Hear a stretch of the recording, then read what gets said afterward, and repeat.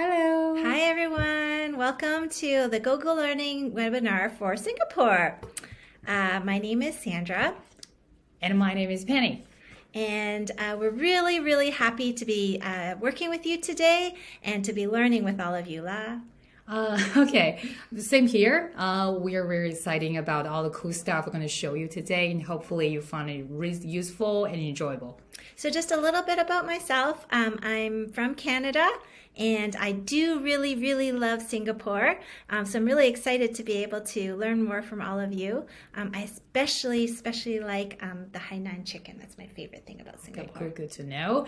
I'm Penny. I'm from China. I used to work in Hong Kong for a decade, and I really like Singapore too because I used to visit Singapore for my school student trip, and it's a really lovely city, and I really can't wait to learn with all of you. So I'm currently in Beijing, and I'm the Director of Innovation and Digital Learning. And together with Penny, we actually are in the same department. We have been working with our school and doing a lot of integration and other work. In my background, I have been doing a lot of Google training. I'm a Google innovator and a Google trainer. And I've worked around the world just sharing about different ways and tips and tricks that you can use Google. I'm Penny. Like I said, I used to work for Hong Kong around 10 years at different international school, and I also work in the States and in Bangkok as a Chinese language specialist. I'm really passionate about using technology in all the subjects and see kids seamlessly to use technology in their lives. So we will share a lot of tips on Google tools with you for today. And for today's focus or the agenda, we would like to introduce the product from G Suite such as Google Drawing, Google Slides, and Google Sites, and to encourage the students to express themselves more creatively. And also as teachers, you can also make your own video for teaching, and then also to encourage the other students to create their content on video channels such as YouTube or Screencastify to make learning more engaging, more fun. And the topic, creation over consumption, is something very dear to both of us. I'm sure many of you have heard of Sir Ken Robinson, and unfortunately he's not with us now, but he's left a legacy to really remind us of the importance of making sure that students have the opportunity to learn more about creativity, to practice creativity, and for us to inspire creativity in our next generation. As we know, in the current model of schooling, many of which have been based on a 19th century model.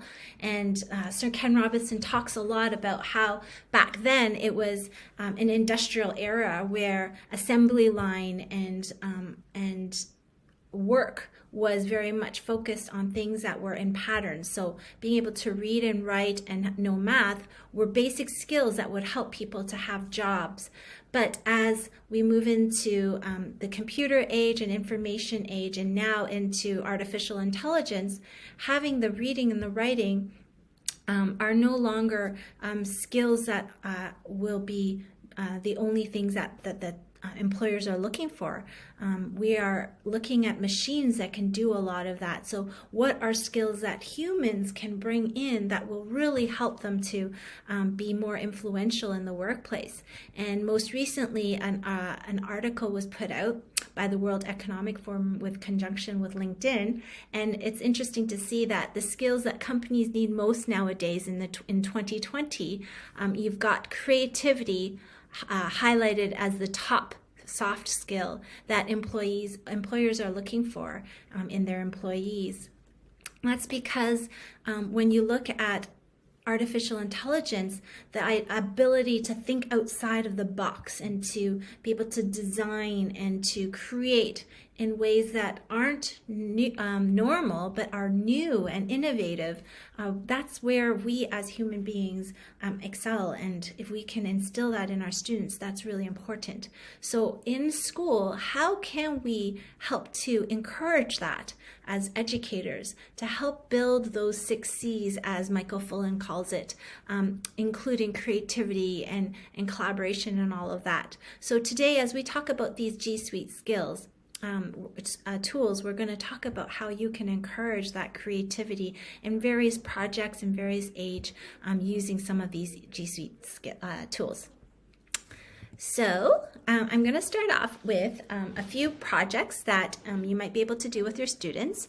The first one I'm going to look at is using Google Drawings. Now I love Google Drawings by its simplicity. It's just a blank canvas that you can use to encourage drawing, to encourage design, and it allows students to really express themselves. This particular project is a very simple one that you can do any time of the year. You can do it to help students express their personal self in the beginning of the year, or you can have them design logos to represent a business or an enterprise, or you can have them design it for a contest or badges, and you can do it all using drawings right from your Chromebook. And I love that the Chromebook has access to many of these tools just by going to the browser. And that's the power of using a Google, is that you can design right in the browser without having to take up huge amount of memory on your computer. So you go to drawings.google.com, and I'm going to show you how to make a simple badge. Obviously, you can do a lot more than what we have here. But when you start off, you can have students create the base shape of whatever that logo or badge might be. And so going to the toolbar and going to the shape tool allows you to find many different types of shapes that can be used to create the badge. Now I could do the circle, but in this case, I'm going to go a little bit different and use the rounded rectangle. And you can see as soon as you create this shape, it creates a fill.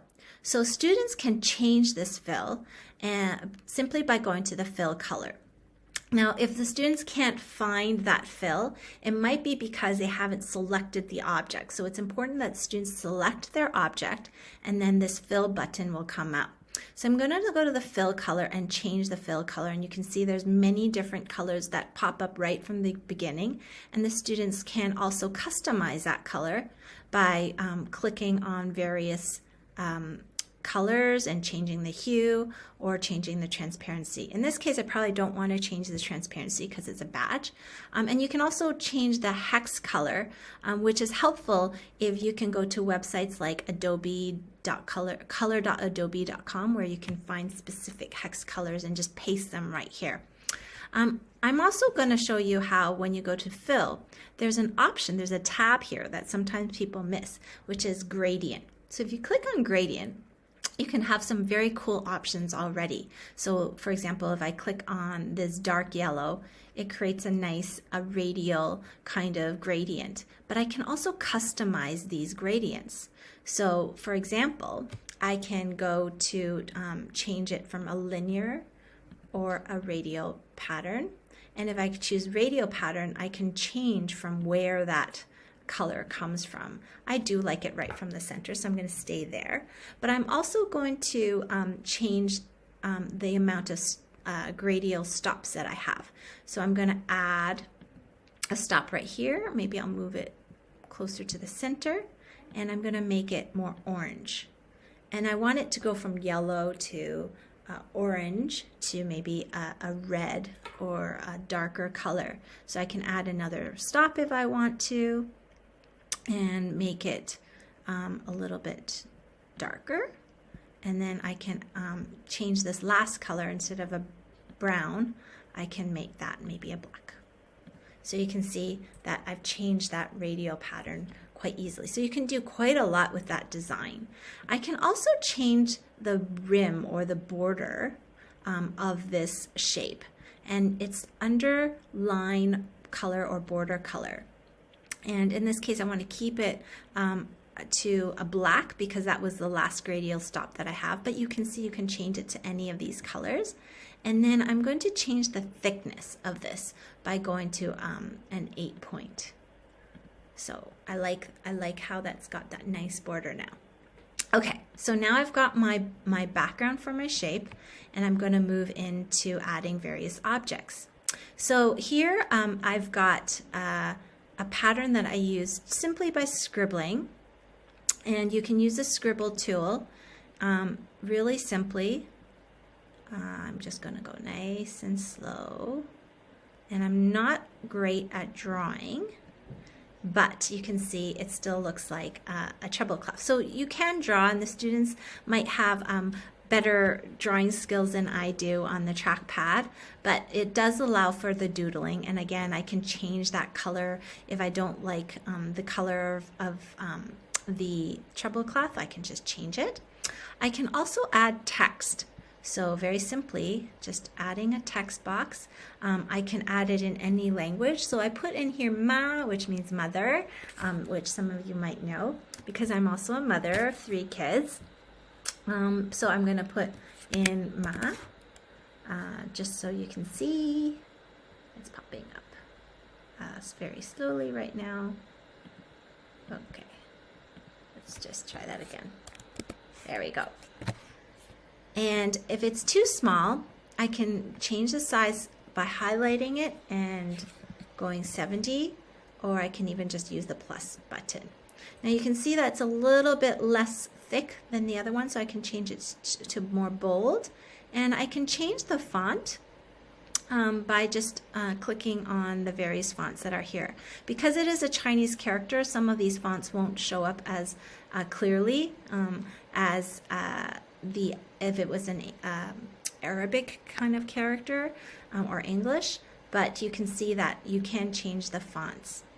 And one nice thing is you can also go to more fonts, where you can find a lot more different types of fonts. And if I want to, sometimes I find using the Japanese scripts allows me to change to some of the Chinese fonts that I have, and so I can click something that's more rounded, and that will actually change my Chinese fonts a little bit more as well.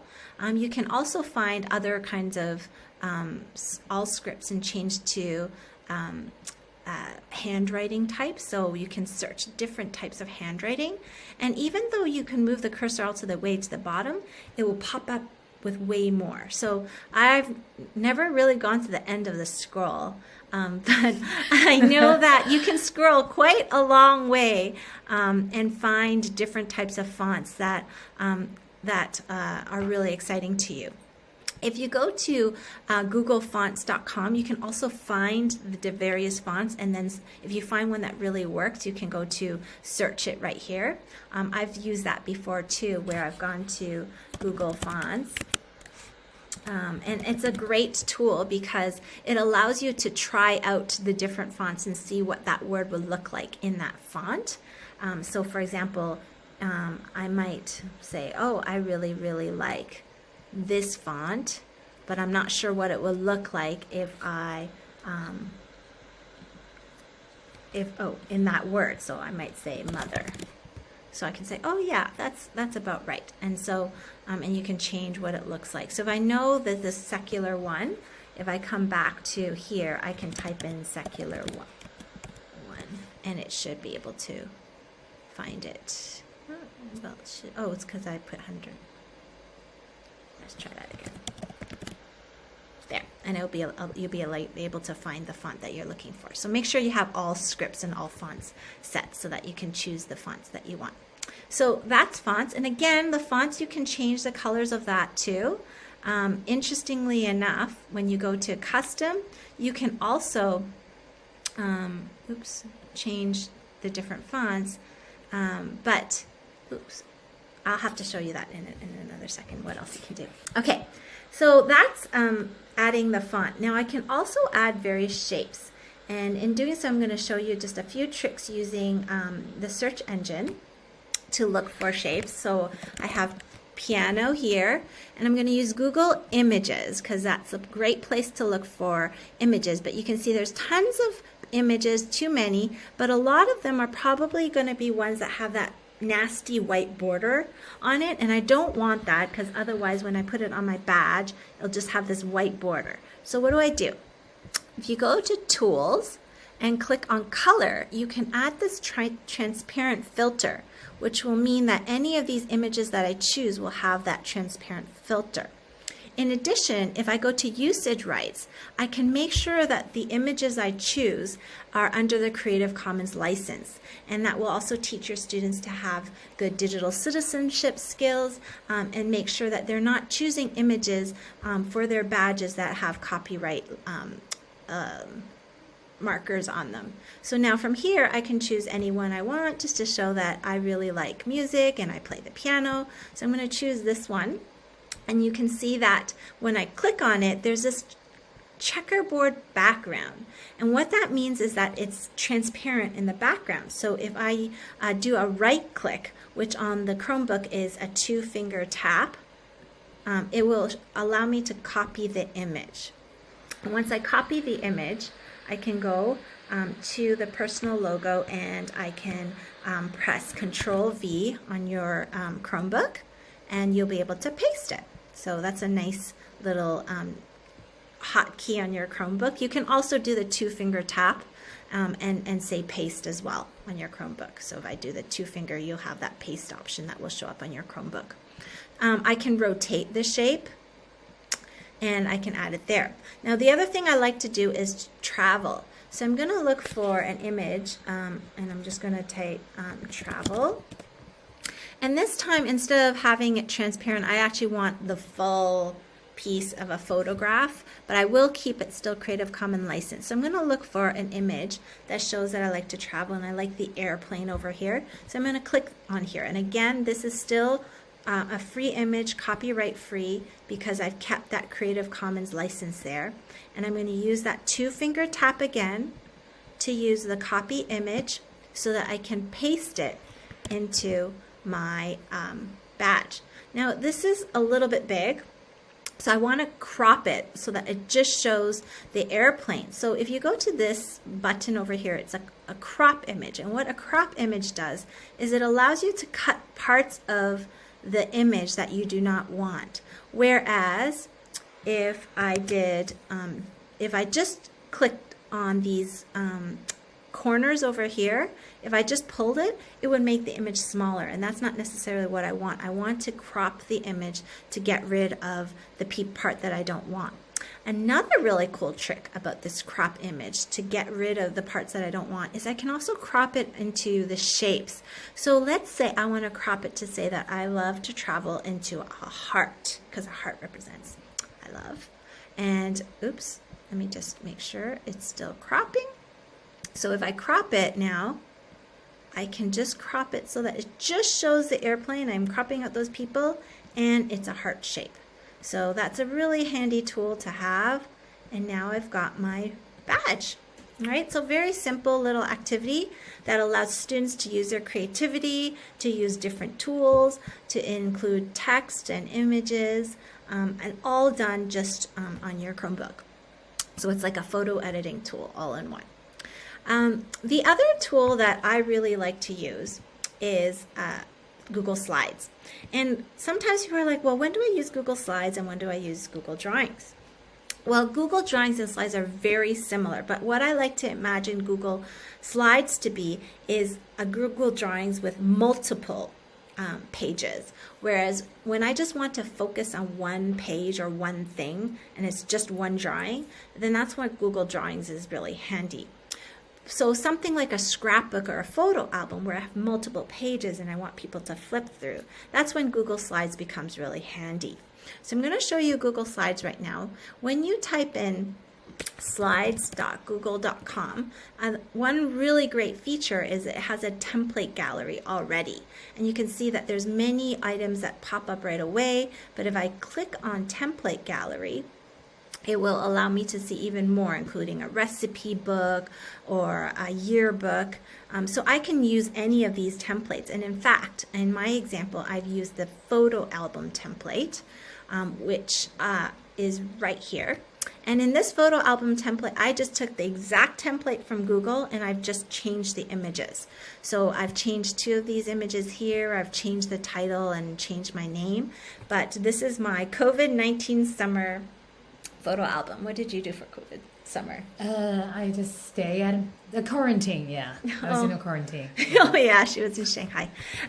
But we did stay in Beijing, but we had some flexibility around Beijing. So we moved around Beijing, and I've got actually not just 2 kids, I actually have 3 kids. So I can't leave him out. So how do I replace this image that's already here? It's really simple. As soon as I click on this image, it allows me to replace the image using pictures that I already have on my computer, or I can use it from my Google Photos drive. So if you already have pictures that were on your phone that you've already uploaded, you can choose it right from the Google Photos drive. So you don't even have to save it on your Chromebook. You can actually have it accessed from Photos. But in this case, I actually happen to have the pictures I've chosen uploaded onto my computer. So I'm going to choose Upload from Computer, and go to my folder where I've got these pictures, and here it is, Demo Replacement. And this is my 3rd child, can't leave him out, and there he is. Okay, so very, very simple. What else did we do? We had anniversary dinners, and we enjoyed time with other people. Now this page looks a little bit blank. So the nice thing about slides is there's this one extra button here that does not exist when you're on Google Drawings. So you can see that background, even when I click on the background, is not there. And I could double tap to right click and change the background here, but you can see it only allows me to change the color. It does not allow me to change it by adding images, and that's one really powerful ability that the button here, Change Background, in Google Slides has that Google Drawings does not have. So if I click on background here, I now, besides changing the color, I can actually choose an image, which is really, really exciting for me. So I can go to Google Image Search, I can type background and find backgrounds here, or I can use websites like Pixabay, which is one of my favorites, and type in background. And Pixabay is, again, a completely free website which allows you to access millions of photos and images and vector images that are all free for you to use. And I'm going to use this one right here, and I had just typed in background, and I like this one. So I'm going to click on this. But this time, rather than double finger tap and going copy image, and I'll show you what happens when I do that. So let's say I double finger tap and I paste that.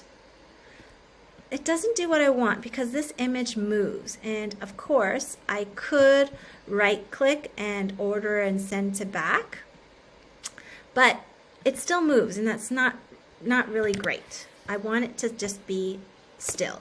So instead, I'm going to go background, choose image, and go by URL.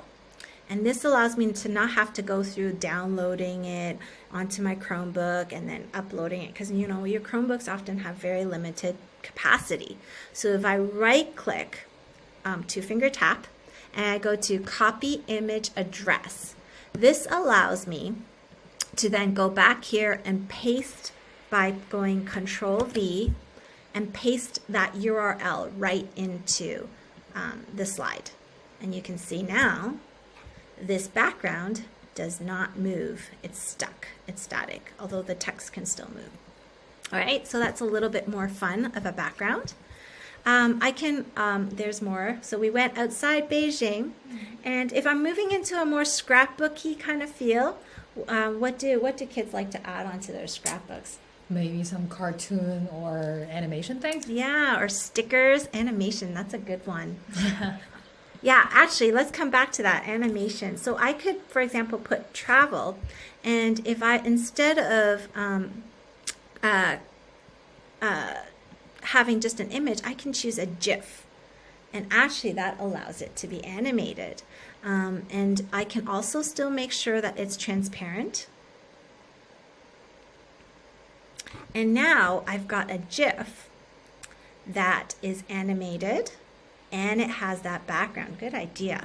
And I'm going to make sure I use this double finger tap. This is a weird thing, because if I copy an image that is a GIF and I paste it straight into the album, I've got this transparent background, but what do you notice? It didn't work. Yeah, it doesn't move, right? I've lost that GIF function.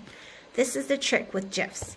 So you have to go into double finger tap, and then now you have to copy the image address.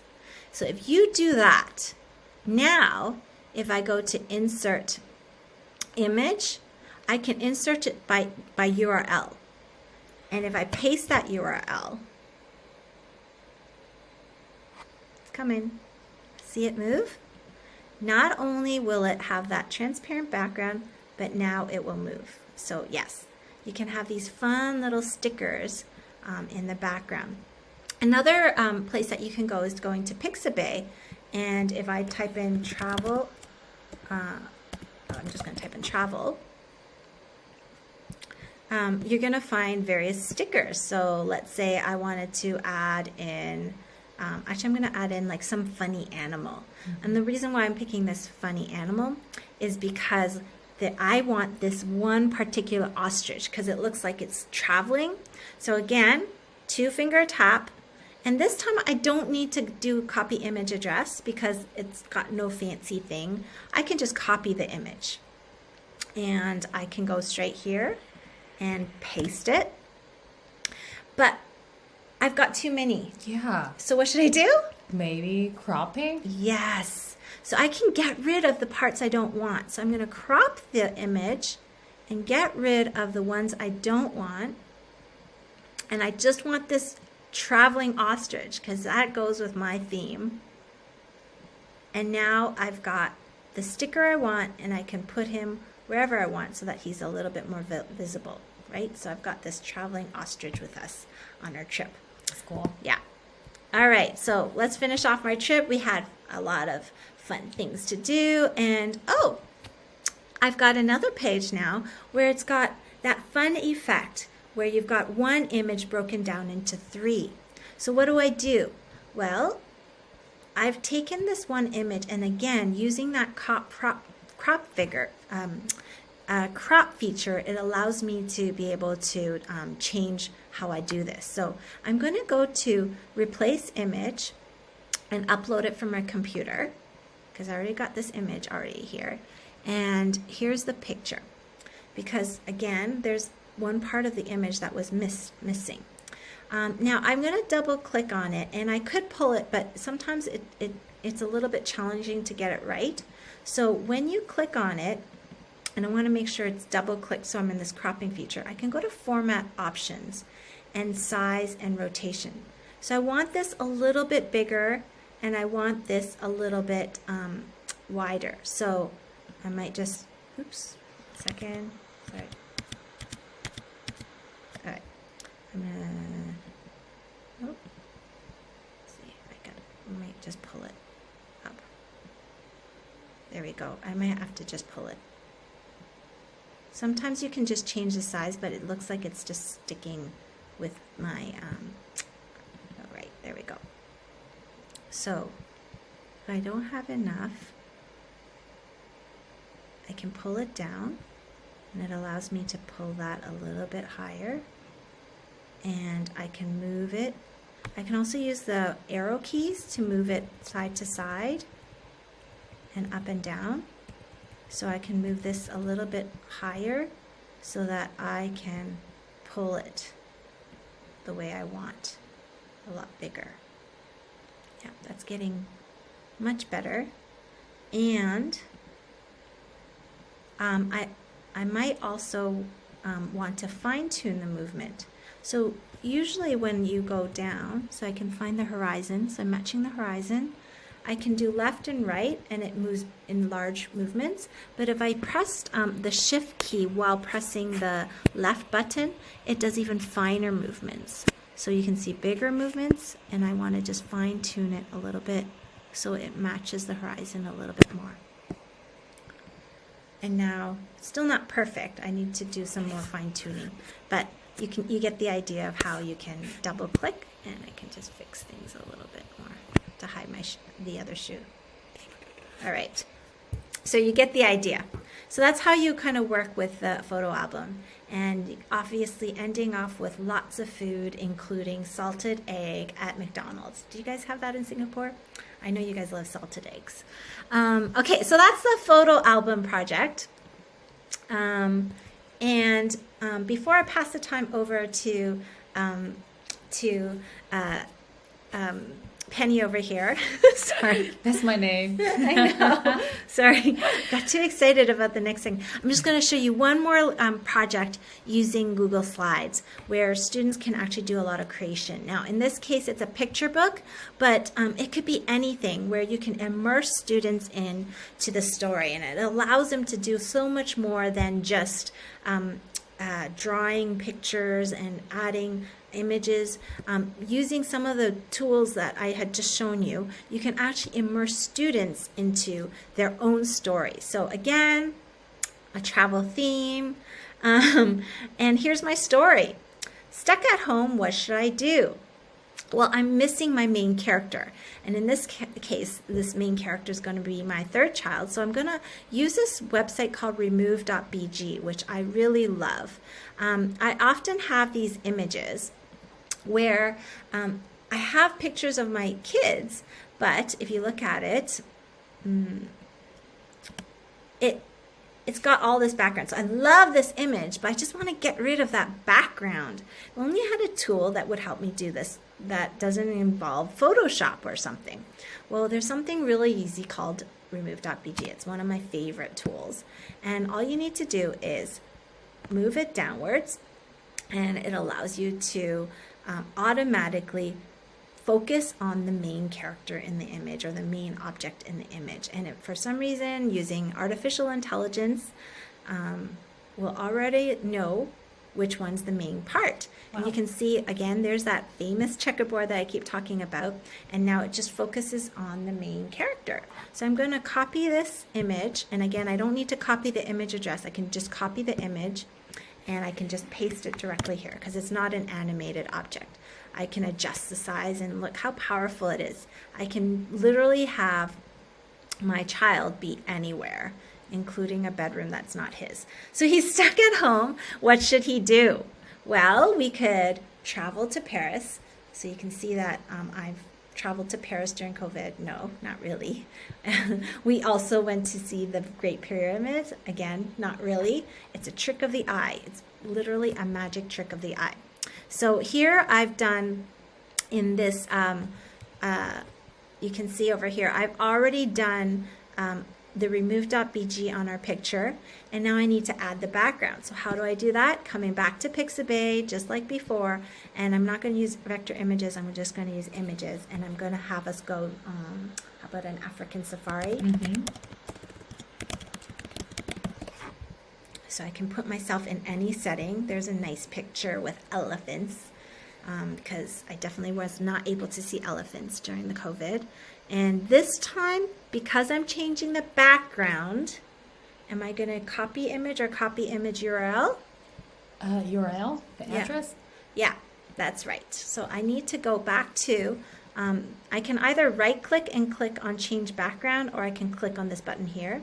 So I'm going to change the background, choose the image, go to by URL, and paste it right there.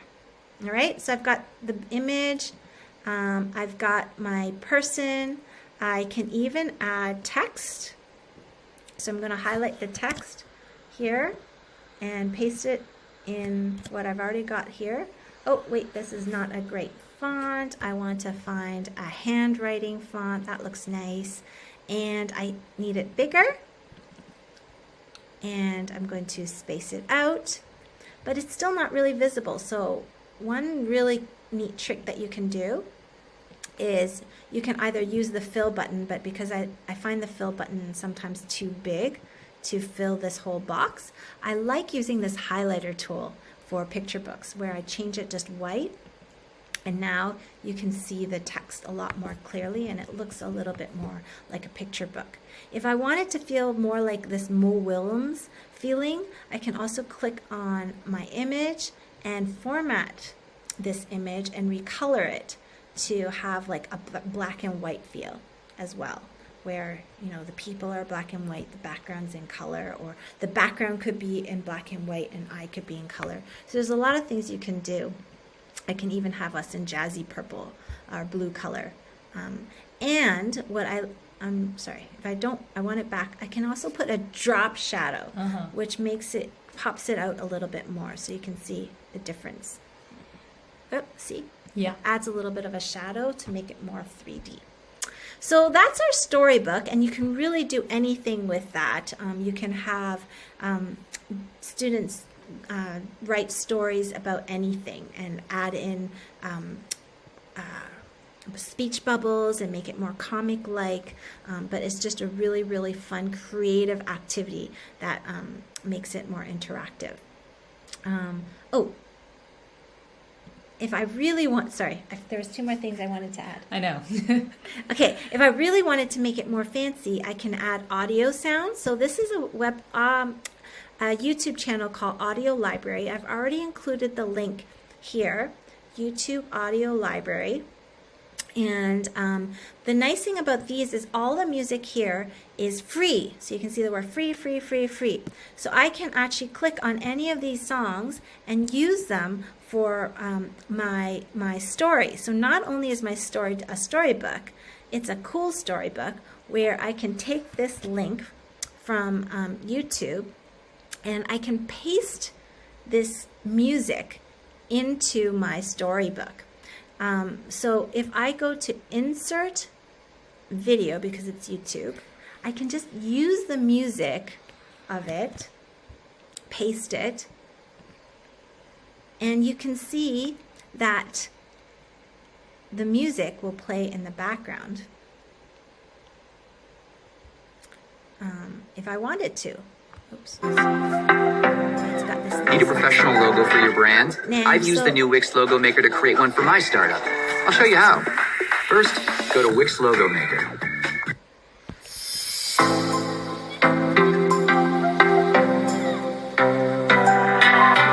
So that's a really nice music to have for your storybook.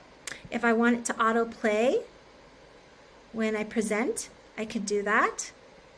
All right, so if I present, it will autoplay. There's going to be 2 musics, so I actually have 2 songs playing. Right, so it autoplays. I don't want this big thing in the corner. So how do I do that? You'll notice actually in this bottom right-hand corner, I've actually added, I've shrunk this image to be really, really, really small so that people cannot see that I've actually included this video into my picture. So this will actually play if I press play, if I put autoplay on it. However, if I move this off of the slide, it will not autoplay. It will only autoplay if I have it in the corner of this slide. So if I make it really, really small, I can make this immersive feeling of a story. I can also record my own voice. So if you want the students to read their own story, I can also use an online voice recorder. I don't even have to download any app. This app is available online and can be used on my Chromebook. And it's called Online Voice Recorder. It's free to use. I can record my sound. So once upon a time, while we were visiting the African safari, I can stop it, it'll process, I can listen to it, I can save it, I can cut it shorter. And once I save it, it will save on my Chromebook, but then I can also upload it to Google Drive so that when I come back to my story, I can insert it as an audio file. And unfortunately, it doesn't allow me to just upload audio files. I have to pull it from my drive, and I have to put in the recording that I've uploaded to Google Drive, and I can select it and then paste it right into the story. And once I paste it, again, I can autoplay that sound so that when the person opens up to that book, there'll be music in the background and it might hear the student's voice reading the story. So that was a lot. I'm going to pass the time over to Penny. Yeah, thank you. And I really enjoy your storybook, and I think especially the music. Why? Because it gives me a really immersive feeling talking about the music, and we have to talk about the YouTube video because we find a free audio library. And you might have noticed, besides using Google search to search for the information, the resources, you might also use YouTube a lot to search. You might not even notice, but people are getting to use YouTube more and more to search information. And then, and also I know a lot of educators to also use YouTube to create their own teaching and learning videos for their kids or for other teachers for PD training. But since we are already using the videos on YouTube so much, have you ever considered to include that part be our learning for our students? Let's encourage our students to create their own content. Before I show you how to guide our students using YouTube, create their account and also channel and make their video and make a playlist, I would like to share 4 types of videos that students can make with their learning from the article I read a couple years ago on Edutopia. So the first one is, we call them learning product videos. The learning product videos are often the summative assignment that students create to demonstrate their learning. Normally, it's when we finish the unit or a specific topic, we can try to encourage our students to create a short clip to demonstrate their ending based on some specific question or assignment to show their understanding. Let's solve a math problem, read an article, read a chapter of the book, and to share what they think or their thoughts or reflection. And the second type of video they can make, which is the response video. That's pretty short, like the title said, response. These response videos function like an exit ticket.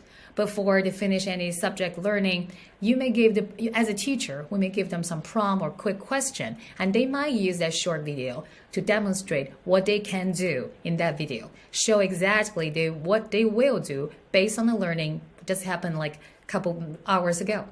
And the third one, we call this like a reflection video. It's kind of like a video format instead of writing the reflection on their journal. I know as teachers, we do a lot of reflection with our kids in our class by writing something like we use the prompts such as I used to think and now I think, share 2-star and 1 wish for your learning. And it might work for most of the kids, but still some kids might be struggling with writing and organize their thoughts. So maybe including video could be a good idea because they can be pretty good at verbal. They just want to talk and on to share their reflection. And using video could be a really good pathway for them to express themselves in a reflection way. The last one we call them is tutorial video. You might notice your kids or students spend some time to watch the people play video games on YouTube.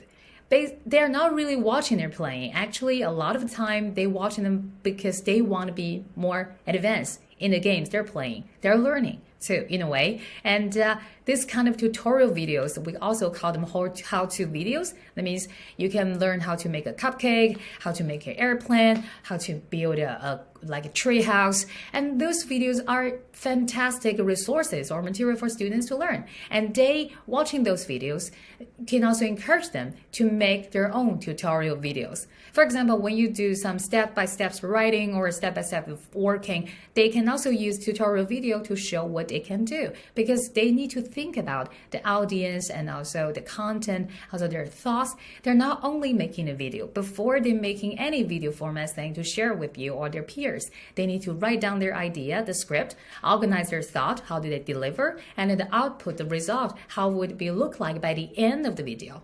So those are 4 types of videos. I know the teachers in Singapore might be I believe all of you may be really advanced that level with YouTube more than me because I'm very new to YouTube. Even I make some videos for my students, my peers, the other teachers, but I still just want to give you a quick walkthrough about the YouTube channel account and also how can you make a playlist. So like I said, we use Google account to sign in on YouTube. And then you click the right profile picture, you find your channel. I'll be very silly, there's no video at this moment, but don't forget, you can always select the files. Those files could be already made video on your desktop or from your computer, and then students could do the same thing. They upload the videos to their YouTube. And after that, their channel, you need to fill in the information of specific videos. you need to fill in the title and also the audience. The audience, is this video for kids or no kids? And then the last one I want to mention is, do you want to share this video publicly or private or enlisted? The difference between the three types of sharing setting is public, that means everyone, if they click this link, they can watch it. And the second one is private, that means nobody can watch except the owner. The third one, enlisted, that means only the people you share with a link can view it to protect the student's privacy. And if your school are now using YouTube video as a showcase platform, it's okay. We can still use Google Drive. Thanks, Google. There are so many choices. But before we go to the Google Drive, I want to show you quickly about the video I made. This is my YouTube channel. Just for short, quick, we go to my channel. And then you will see I already have 3 videos. And I put them. If you notice, there's one called Create a Playlist. The good thing about the playlist is it includes all the topics related together. Like you binge watching some TV show. If you're teaching something, and then you can put all the topics related together. And when it finish playing, the YouTube channel will automatically play the next episode for you. So thinking about if you were using this specific feature on YouTube for this specific time, special time like the remote learning. We might put all the video content together in the playlist. Let's say mathematics, algebra, or the units of inquiry, different topic, where we are, who we are, and the place and time we are in. Put them in specific topic. Students can decide the pace and the time they want to watch.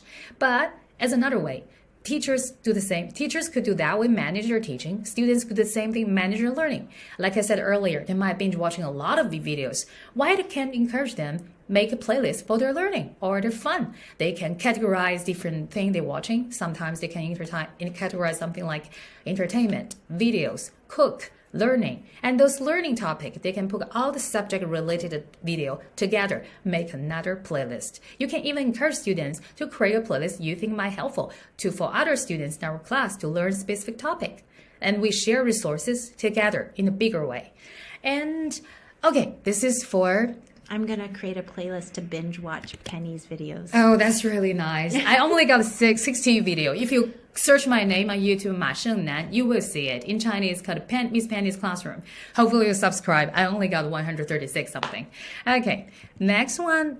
Like I mentioned before, if your school got a very strict policy about the privacy thing, you're not allowed to use YouTube, which is fine. We can also upload video to Google Drive. But the thing is more easier. Go to your Google Drive and choose File Uploaded. And then you upload the video you already made. And now we're going to talk about set up the sharing link with other people in your school. For example, you might see there's 2 icons. One is a link, like a URL thing. Another one is a person icon. That means the person you would like to share with, and also the shareable link will look like. After click that, you will see people can get the link, but there are 2 kinds of mode. One mode is called restricted.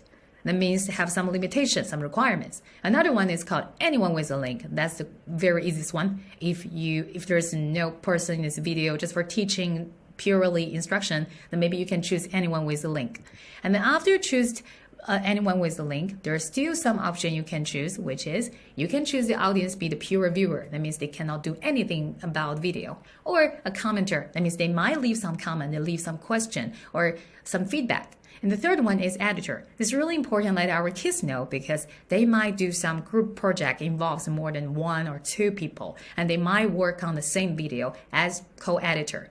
So make sure got those clear, got different preference and their function clearly before we jump to the project. And after the YouTube video, I want to introduce this really cool stuff because it's really good for the Chromebook as an add-on. For the Google extension. First of all, we need to go to the Chrome Web Store. So which is like this. Go to the Chrome Web Store. And then use the left search bar to type, I forgot the name, Screencastify. Yeah, it's a very magic tool. Screencastify. And see, they're already there. And you search that, and you notice that there's a pink rectangle there. And normally, if you're searching for new things, they'll give you a hint at the right corner. It's like a blue rectangle said, add to Chrome.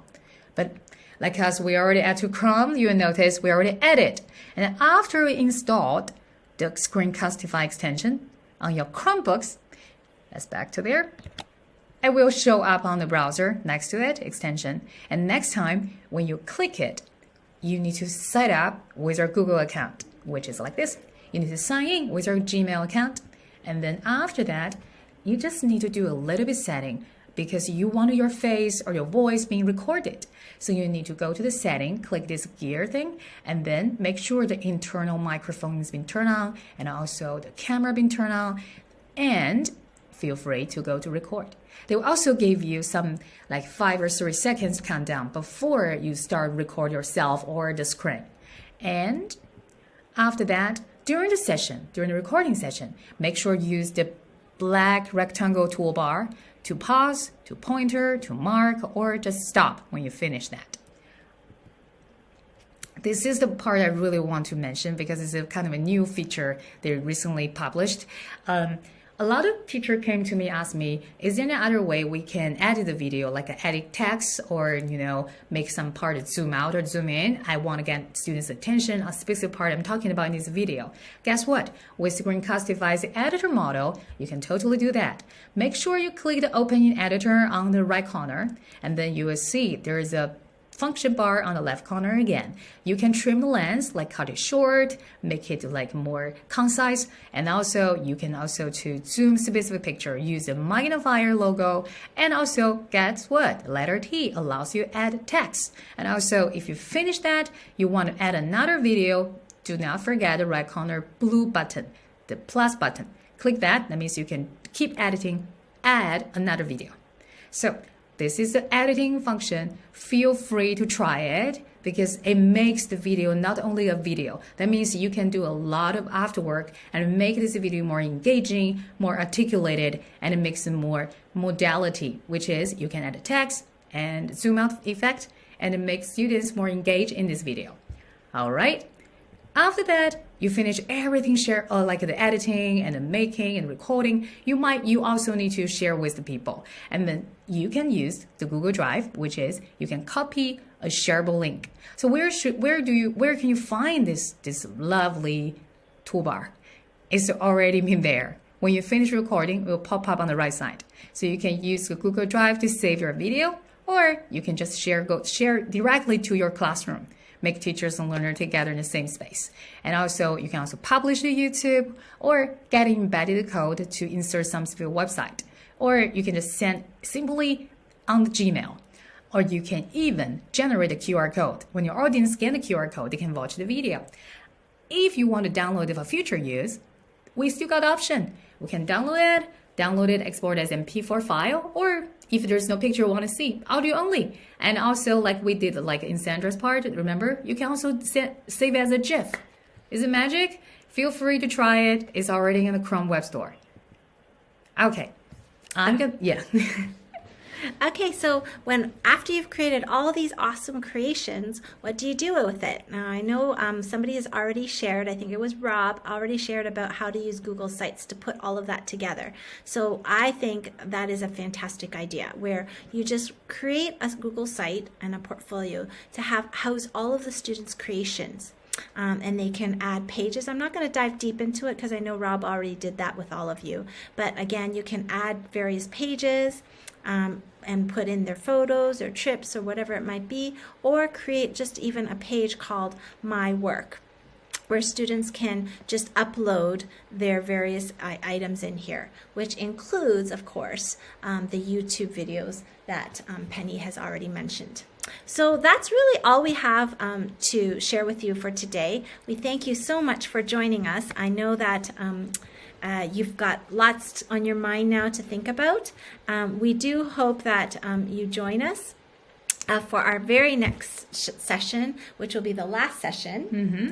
Mm-hmm. It'll be on project-based learning, and it's a different one from the one that you will be seeing, but it's focused on using Google tools to enhance student learning through project-based learning. So we'll do a little bit about research and some really fun AI tools as well. So we hope you'll join us. See ya. Bye.